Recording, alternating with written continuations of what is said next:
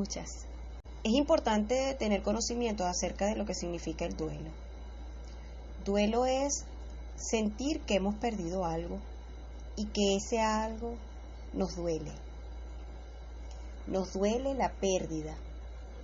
Ahora, la palabra duelo nos lleva a escenarios donde hemos perdido parientes, seres queridos, personas de nuestros afectos. En la vida nosotros experimentamos diferentes tipos de duelo. Particularmente aprendí que el duelo no es solo por muerte.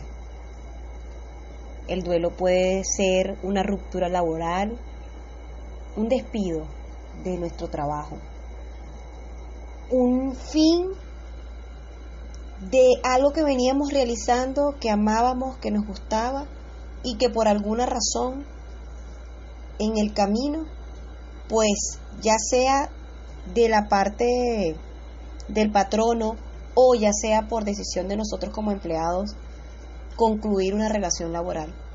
Esa ruptura es un duelo. Un noviazgo, así sea por un mes, por 15 días, es un duelo. Esa experiencia de encantamiento, que es el enamoramiento, y luego la ruptura, genera un duelo. ¿Qué pasa? Cuando nosotros nos contactamos con nuestras emociones, podemos tapar una situación emocional con otra. Sustituimos la experiencia del rompimiento para no vivir el duelo. Y asimismo, duelo también es separarnos, duelo también es divorciarnos. Es decir, cualquier ruptura en nuestras relaciones, ya sean de dependencia laboral o ya sean de dependencia a nivel de relaciones, de amistad, de pareja, eso es un duelo. También existe duelo por migración, por mudanza, por cambio de residencia, cambio de domicilio, de casa, ciudad o país. Eso también es un duelo. Quizás llega el momento en que hay que equilibrar y decir, bueno, pongo en una balanza lo que tengo ahora y lo que tenía. Es decir, migré, me fui de mi país o me mudé, cambié de... Bueno, fíjense, yo hice una migración interna dentro de mi país. Y esa migración interna me hizo hacer varias rupturas. En ese momento hubo una ruptura de relación emocional, como una ruptura de relación laboral, como una ruptura en el cambio de residencia y venirme a empezar desde cero en otro estado. Esos son duelos. Y cada experiencia o cada fin de una etapa, porque fíjense, también concluir en el liceo o en la universidad, eso es un duelo. Concluye una etapa y luego empieza algo nuevo. El miedo a generar los cambios o el miedo a recibir los cambios, ya sean de manera espontánea, que lleguen solos, o que sencillamente la vida nos sorprendió con una experiencia de esta de las que comenté anteriormente. ¡Wow! Es cuando nosotros decimos que la vida nos estremeció, la vida me despeinó. Yo utilicé mucho esa frase, en este momento la vida me despeinó, o en este momento me siento como un árbol que la brisa sacudió y quedó sin hojas, pero que en la certeza de saber que en el saber regar y en el saber cultivar volverán a nacer nuevas hojas y nuevas flores y nuevos frutos, entonces eso me da calma. Saber que es un proceso, que es un paso sencillamente del proceso y que a medida que voy, porque al principio viene la negación, después viene la culpa, me echo la culpa por todo, o sea, es culpa mía si yo fuese hecho así, no fuese pasado esto, hasta que por fin llego a lo que es la aceptación. Pero para llegar a eso, se requiere un gran proceso de honestidad con nosotros mismos. En esa honestidad nosotros podemos experimentar paz y poder ser objetivos con lo que vivimos. Mientras tanto, no vemos salida y el que está afuera quiere como lanzarnos salvavidas para ayudarnos, y de alguna manera yo siempre digo que he aprendido en la vida que si no puedes con lo que estás viviendo, imagina que estás en el agua y si te sientes que te estás ahogando, pues flota y tan solo respira. No te desgastes nadando para llegar a la orilla, ni te desgastes para estar arriba, sencillamente relájate y flota. En esa decisión tienes que haber respirado. Entonces, ¿qué nos queda? Vivir el presente, respirar y dejar que nuestras emociones, nuestro corazón se conecte con nuestra mente y que nos ayude a sentir lo que estamos viviendo, no negarlo, porque es lo que yo digo que se convierte en una olla de presión. Fíjense, de todo lo que enumeré no hablé de la salud. La salud, cuando ha sido muy buena y de repente caes en una situación de salud, de deterioro de la salud, desequilibrio de la salud, entonces también hay un duelo allí. Es que antes yo era así, es que antes yo era asado, es que yo estaba muy gorda, es que yo estaba muy flaca, es que yo me alimentaba de una manera, ahora me estoy alimentando de otra. Eso es un duelo. Que te digan, por ejemplo, como en el año 2013, a mí me diagnosticaron hipertensa. Y el doctor me dijo, usted va a tomar esta pastilla todos los días por el resto de su vida. Yo duré días que yo lloraba sola y no entendía por qué razón yo estaba viviendo esa experiencia. Y me decía, si yo no tomo, si yo no fumo, si yo me cuido, no consumo gaseosas, no soy bebedora de refresco ni de bebidas de sobre, ¿por qué razón yo tengo que estar sufriendo de la tensión? O sea, yo buscándole vuelta a las cosas, porque para que uno experimente situaciones de tensión, entonces hay algo a nivel renal de nuestros riñones. Entonces vamos a limpiar nuestros riñones, vamos a limpiar nuestras emociones, un chequeo de qué nos pasa.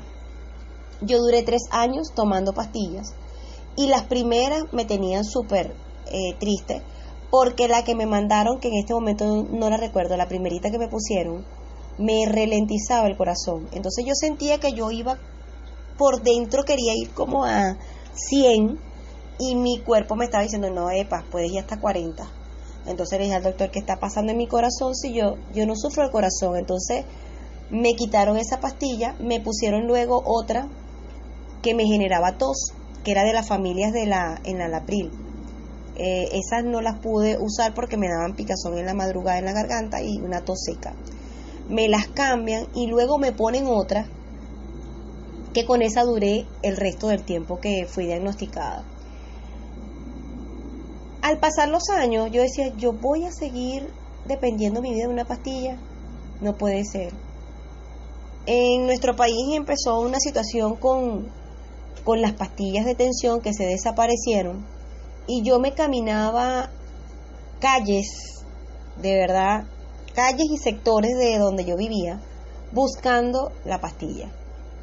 Y un día, después de estar caminando tantas cuadras, entrando a cada farmacia, no me acuerdo el nombre ahorita de la pastilla, ¿hay tal pastilla? No la hay. Me iba para otra farmacia a buscarla y así sucesivamente hasta que la encontraba.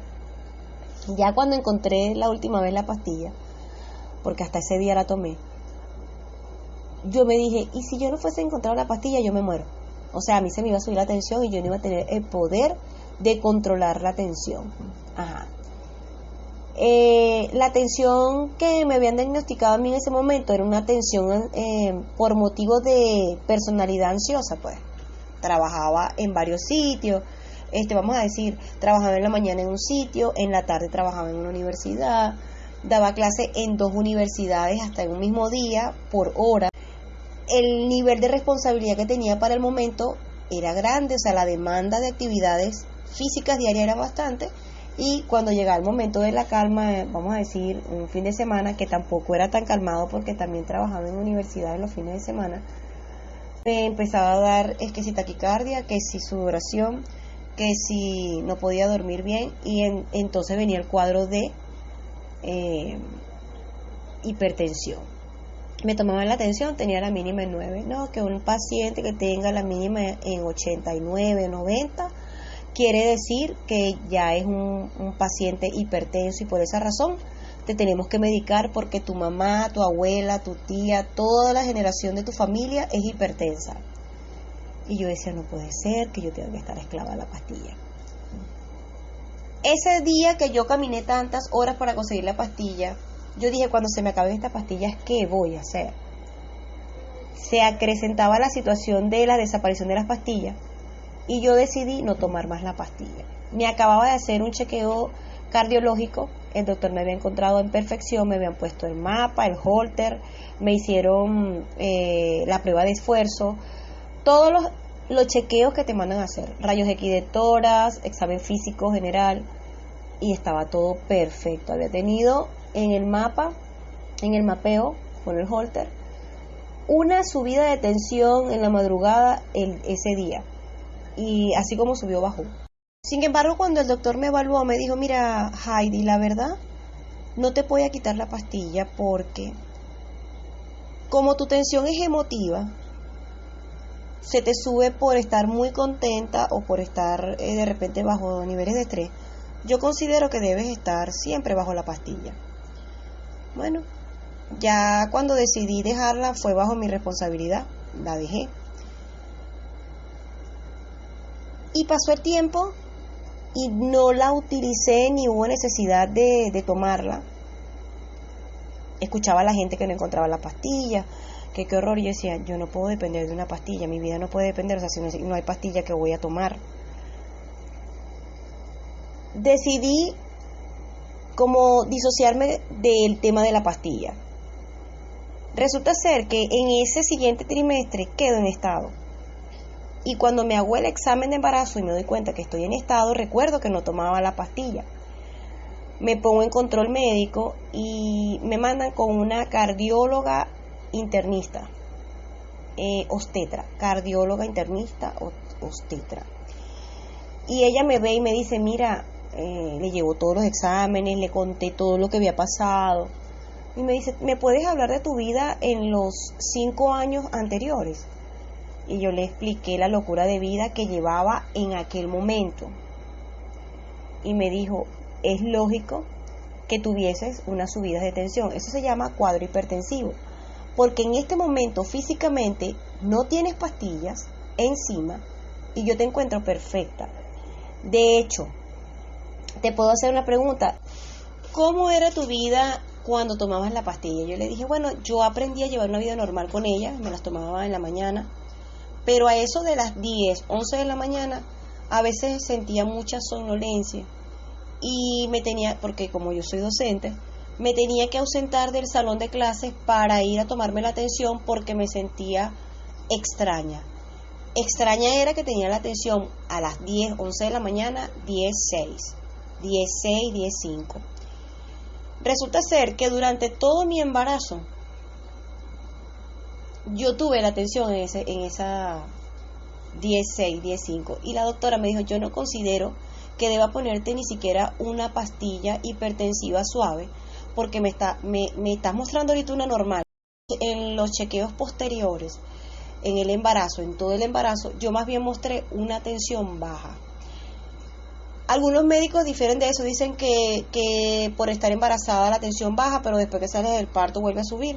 Realmente en todos estos 6 años que han pasado ya, yo tengo exactamente 7 años que dejé de tomar pastillas y he tenido subidas de tensión en la pérdida de mi padrastro, mi papá de crianza, cuando murió, se me subió la tensión emotiva, me calmé, me controlé con agua y yendo al baño a orinar, bajaba la tensión, controlable, sin necesidad de sin necesidad de ninguna pastilla. Y luego en momentos, vamos a decir que por susto me voy a tomar la tensión para hacerme un chequeo de tensión y el momento tienes la tensión un poquito alta, entonces me queda tranquila 5 minutos sentada y volvió otra vez a sus niveles normales. Entonces yo creo que los cambios son importantes, que nosotros los aceptemos y además mantener un diálogo entre nosotros, esa relación, en esa introspección, nosotros tener una buena comunicación con nosotros mismos, tener un buen diálogo y de esa manera nosotros poder exteriorizar, ya sea a través de un escrito, ya sea hablando, exteriorizar lo que nos aqueja, lo que nos molesta, lo que nos duele, lo que nos incomoda. Ser coherente con lo que sentimos, abrazarnos en nuestros procesos, comprender que son procesos y en ese cambio ver la belleza que trae tras de sí. Entonces cualquiera dirá, bueno, ¿y qué trae de bello que se te muera un familiar? Sencillamente la vida tiene esa parte que no nos gusta hablar, es el nacer y es el morir, nacer, vivir y morir, pero yo siempre digo que nosotros tenemos una fecha de vencimiento a nivel físico, pero a nivel espiritual no. En el nivel espiritual nosotros somos el ser y allí tenemos una promesa de vida eterna. Entonces, bueno, ese es otro tema de otro momento. Sin embargo, lo que digo es que los duelos hay que vivirlos, no hay que reprimirlos, no hay que taparlos, porque se vuelven una caldera y de esa caldera entonces empezamos a sufrir de enfermedades, de situaciones de salud que nos quebrantan. Seamos más empáticos con nosotros mismos, también con nuestro entorno, con las personas con las que compartimos. Aprendamos a comunicarnos con nosotros y con otros, y de esa manera pues aprenderemos a llevar las experiencias de la vida, esas que surgen como parte de la vida y esas que nos sorprenden, que no las esperamos porque no nos hemos preparado para ello o no estamos preparados para ello. Deseo que les haya encantado este episodio, un abrazo y los espero para una próxima oportunidad. Gracias por escucharme, gracias a ti que me escuchas.